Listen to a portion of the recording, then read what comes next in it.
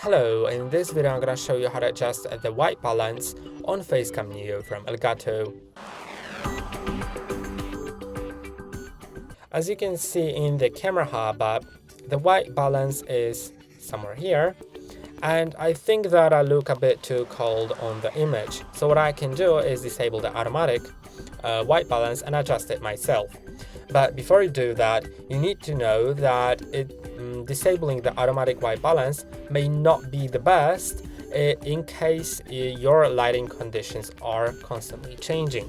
So if you're exposed to any daylight, sunlight, whatever, then the white balance set to automatic may not be the greatest. But if you just have a static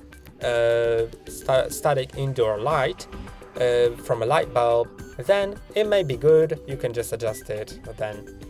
And you can see you don't need to adjust it too much because it'll make it look too blue or too orange or yellow. Just adjust it by a few points, and now you can see I look too pink, so I can change the tint to more greenish, but also not too much because I don't want to look like an alien. Now I think it's good enough, or maybe a bit less of the green, like 7. Yeah, I think 7 is great. That's all for today. Don't forget to like and subscribe.